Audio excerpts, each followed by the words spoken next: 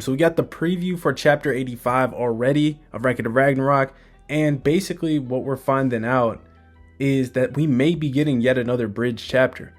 A lot of people would expect that we're going to go right into round 10, but we may be getting another bridge chapter. Don't forget, we did not see Buddha this chapter. He was excluded from the conference room of the gods because he's obviously a traitor. We did not get an update on Kintoki's mission to go find Siegfried.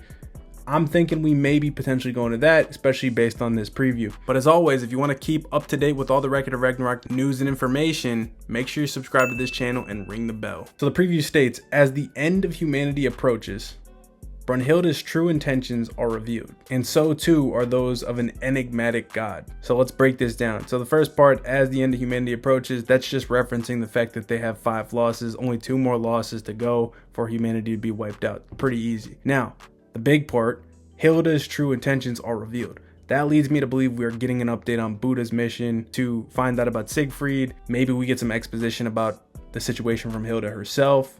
Who knows who could be talking with her about it. Also, wouldn't be surprised if Siegfried gives us some of the information if he talks with Kintoki. That would be badass and really cool.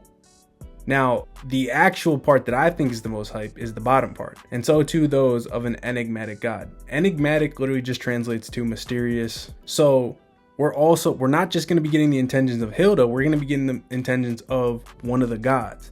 Now, who fits the bill? I think there's 3 potential possibilities. Number 1, the least interesting, but makes the most sense potentially, would just be Susanoo, because he's going to be fighting in round 10. We might get more detail about why he wants to fight Okita, even though it seems like it was pretty cut and dry why he wants to fight Okita. So I think that one is the least interesting and it'd be the least hype.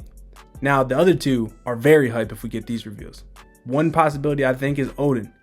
Odin obviously is probably the most mysterious. I have multiple theory videos talking about the evil Odin theory, Norse takeover theory, etc., on the page. You can go check those out. We are thinking that he is plotting against Zeus. We are thinking that he is plotting in general, setting this whole Ragnarok tournament in motion, and maybe was actually the spearhead behind it, because in mythology, obviously the Valkyries have to go through Odin for everything they do anyway. It doesn't really seem like they even have gotten past the cutting room floor, Hilda that is, for Ragnarok if Odin really did not want it to take place. Now maybe you're saying Ragnarok, well no, he's got to kind of appeal to a democracy of gods with Zeus being the chief. I don't know if I'm buying it, especially when you see like the other interaction at the beginning with Thor, saying, hey, if this isn't worth my while, like you're getting dropped. Like he said he would kill her. Don't forget what Loki said in the garden to Okita. Things are already going according to their plan. Kind of let that slip there. Even in the meeting in the recent chapter, he said he was so scared about who his opponent was. Could obviously be just overconfidence, but Odin didn't seem like he took too kindly to Loki letting things slip like that and told him to stop. I don't really think he would care if he was just being overconfident about fighting, or maybe he just was annoyed. I'm just saying, watch out for things to come. So I think that'd be possible and really badass. But the third option might be the most interesting of all. Hermes. If we get some of his intentions, that could really be crazy. Now, it's probably the least likely because it hasn't even really been outwardly stated that he has some overarching narrative. I don't know if it's going to be time for us to get that big reveal yet, but I think that the foundation has been laid, especially even in this chapter where we find out that he knew who Hilda was choosing for round 10 right away and was able to tell Susanoo and kind of like bait him into fighting that round. We had the scene in the anime where him and Hilda were convening secret conference between the 2 of them. We have the mysterious cover art that had Hilda and Hermes facing off like 2 of the combatants. We don't know why that was, but Hermes is going to have a major role in this story. He's one of the most suspect characters in Ragnarok. He always knows what's going on. He's able to see attacks like the Fist of Surpassed Time that nobody else is able to see. So he's concealing a massive amount of strength if I had to bet. And the man is always plotting. Don't forget, in the Adamas Poseidon backstory, he was playing both sides in that war. He was playing both sides. He told Adamas he was on his side, but he was also reporting back to Zeus. Now, you could just say, oh, nah, he was just being a double agent for Zeus. I wouldn't have put it past, like, if there was a real way Adamas could have got the job done, which obviously, based on his power level, doesn't seem likely. Like, Hermes could have switched sides. He plays every side. He always appeals to everyone. The funny thing about that backstory that I thought was cool and kind of went under the radar was, like, Poseidon kind of called him out, like, knew he was there. That's, like, the first time we've ever really seen anybody call Hermes out on anything, like, he noticed him. So I really liked that from Poseidon at the time, and I want more expounded on it.